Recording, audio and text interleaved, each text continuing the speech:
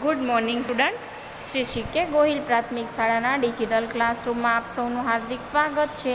આજે આપણે ધોરણ 6 વિષય સામાજિક વિજ્ઞાન એમાં પ્રકરણ 1 ચાલો ઇતિહાસ જાણીએ એના વિશે અભ્યાસ કરીશું. આપણે પ્રકરણ 2 એ ભણી ગયા છીએ કે આદિમાનવ છે સ્થાયી જીવન કેવી રીતે જીવવા લાગ્યો એ આપણે ભણી ગયા છીએ. રાઈટ વિદ્યાર્થી મિત્ર? હવે આપણે પાઠ પહેલો ભણવાના છીએ કે ચાલો ઇતિહાસ જાણીએ. મેં તમને પહેલાં પણ કીધું હતું કે ઇતિહાસ એટલે શું, તો કે પહેલાં બની ગયેલી ઘટના હોય એને ઇતિહાસ કહેવામાં આવે છે. તમે ઇંગ્લિશમાં પણ ભણો છો કે ગઈકાલે બન્યું, વરસ પહેલાં બન્યું, 2 વર્ષ પહેલાં બન્યું, સદીઓ પહેલાં બન્યું, હજારો વર્ષો પહેલાં બન્યું, એ બધું ઇતિહાસ જ કહેવાય છે. રાઈટ? તો આપણે અહીંયા ચાલો ઇતિહાસ જાણીએ એના વિશે આપણે આગળ અભ્યાસ કરીશું. પ્રકરણ 1 ચાલો ઇતિહાસ જાણીએ. પ્રસ્તાવના. મિત્રો, સામાજિક વિજ્ઞાન આપણને માણસના સામાજિક વિશ્વથી પરિચિત કરાવે છે. તેમાં સંકળાયેલા વિવિધ વિષયો જેવા કે ભૂગોળ, અર્થશાસ્ત્ર, નાગરિક શાસ્ત્ર વગેરે આપણને વર્તમાન પરિસ્થિતિથી માહિતગાર. જો આમાં શું કે છે ભૂગોળ. ભૂગોળ એટલે શું, તો કે ભૂમિ ઉપર જે અલગ અલગ સ્વરૂપો જોવા મળે એને ભૂગોળ કહેવાય. તો તમને એમ થશે કે અલગ અલગ સ્વરૂપો એટલે શું, તો કે નદી, પર્વતો, તળાવો, બરાબર, સમુદ્રો છે, રણ છે, જંગલો છે, પર્વતો છે, બરાબર ને, મેદાનો છે, એ બધું ભૂગોળમાં આવે છે.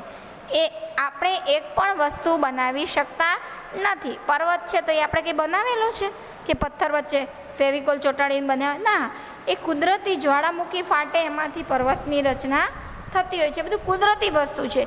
જો સાયન્સ આપણે બધા ભણીએ છીએ, વિજ્ઞાન ટેકનોલોજીનો યુગ છે, બધી વાત સાચી છે, વિજ્ઞાન છે, પણ તો પણ કુદરત પણ સાથે છે એવું પણ આપણે માનવું પડે. બરાબર ને? તમે વિચાર કરો, આપણું હ્યુમન બોડી, આપણા બોડીની અંદર નાની નાની નાની નાની કેટલી વેન્સ આવેલી હોય છે, કેટલા ઓર્ગન્સ આવેલા છે, આંખો છે, હાથ છે, પગ છે, અસંખ્ય આપણા બોડીની અંદર વસ્તુઓ આવેલી છે. તમે વિચાર કરો કે આટલું સાયન્સ વધ્યું છતાંય આપણો એક પણ બોડી પાર્ટ્સ માર્કેટમાં વેચાતો મળતો નથી. હા, એક વ્યક્તિ બીજા વ્યક્તિને આપે તો જ આપણે લઈ શકીએ. જેમ કે આંખો છે, બરાબર, કોઈ એક વ્યક્તિ બીજા વ્યક્તિને ડોનેટ કરે, દાન આપે તો જ મળે છે. બાકી આંખોની દુકાન નથી હોતી, ચશ્માની હોય છે. રાઈટ? તો કહેવાનો મતલબ એમ છે, વિચારો, આપણે ખોરાક લઈએ છીએ, રોટલી, દાળ ભાત, શાક, તમે બધું ખાવ છો, તો એ આપણે ખોરાક લઈએ છીએ તો કુદરતની એવી કેવી રચના છે કે અંદર જઈને બ્લડમાં રૂપાંતરિત પામે છે. તો આ બધું કુદરતી છે. કુદરતને આપણે ક્યારેય પહોંચી શકતા નથી. એટલે જ કુદરત છે. કુદરત ધારે તો પૂરમાં પણ માણસ જીવી જાય છે, અને નહીંતર બાજુના તળાવમાં નાવા પડ્યા હોય ને ગુજરી જતા હોય. બરાબર ને? તો ભૂગોળ. બીજું છે અર્થશાસ્ત્ર. અર્થ એટલે શું, તો તમે બધા સિમ્પલી એવું કહેજો, અર્થ એટલે પૃથ્વી. તમારી રીતે તમે સાચા છો, પણ અહીંયા અર્થશાસ્ત્રમાં અર્થનો અર્થ જુદો કરવાનો છે. અર્થ એટલે કે નાણું. નાણું એટલે કે પૈસા. પૈસાનું જે શાસ્ત્ર હોય છે એને અર્થશાસ્ત્ર કહેવામાં આવે છે.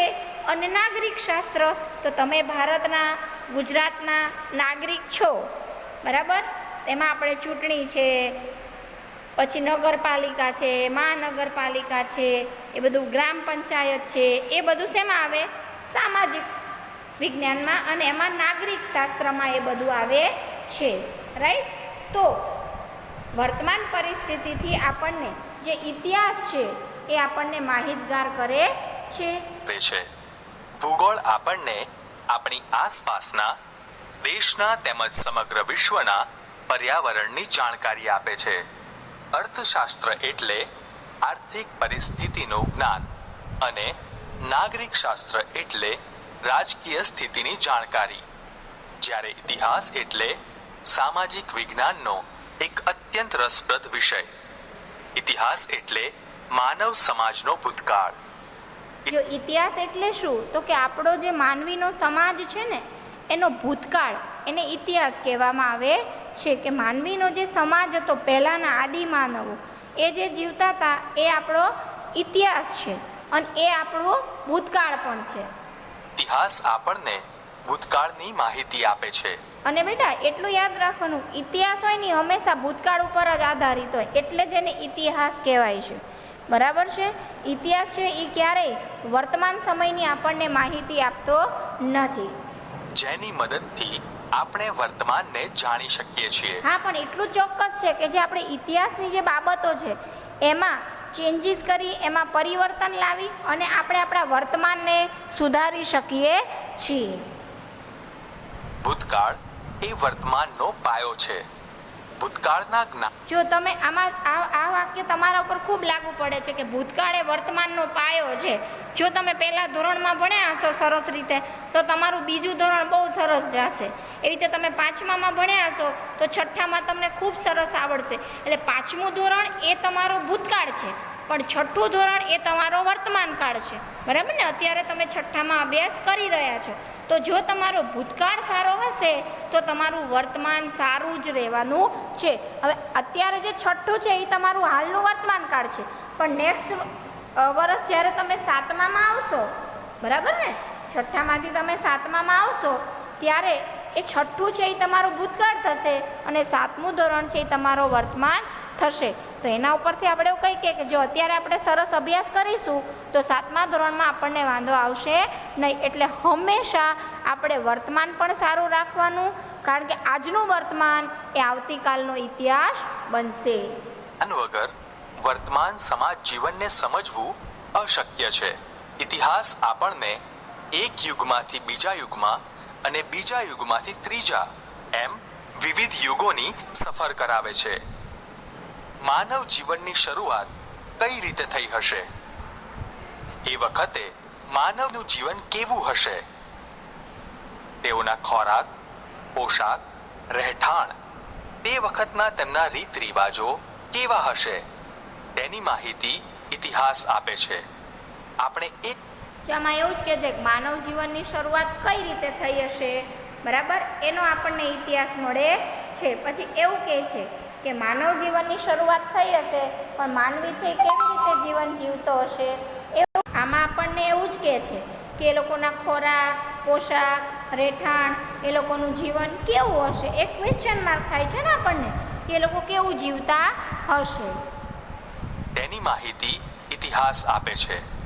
આપણે એ વાતની કલ્પના કરવી રહી કે ખેતીવાડી, રસ્તા, વાહન વ્યવહાર, મકાનો વગેરે વગર માનવી કઈ રીતે રહેતો હશે. જો અત્યારની જેવી સુવિધાઓ છે પ્રાચીન સમયમાં નહોતી, તો ખેતીવાડી નહોતી, ઓજારો નહોતા, વાહનો નહોતા, મકાનો નહોતા, તો આપણને કલ્પના થાય કે તો એ રહેતા કેવી રીતે હશે.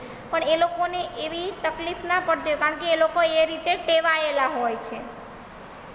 કોઈ પણ પ્રકારની સુવિધાઓ વગરનું તેમનું જીવન કેવું હશે? ઇતિહાસ આપણને આ બધી બાબતોથી માહિતગાર કરે છે.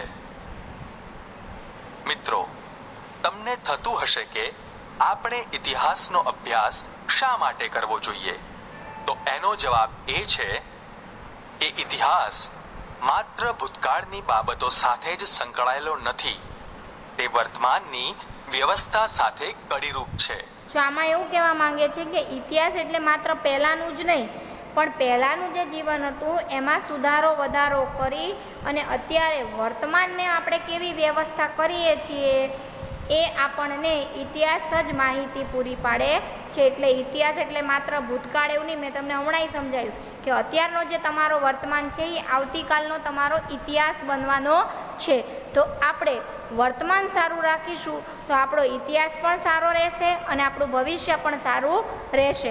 કારણ કે જો તમે સરસથી ભણશો, બરાબર, છઠ્ઠું ધોરણમાં સારો અભ્યાસ કરશો તો સાતમામાં જશો તો છઠ્ઠા ધોરણનો તમારો ઇતિહાસ પણ સારો રહેશે અને સાતમા ધોરણમાં પછી આઠમામાં જશો તો તમારું ભવિષ્ય પણ સારું બનશે.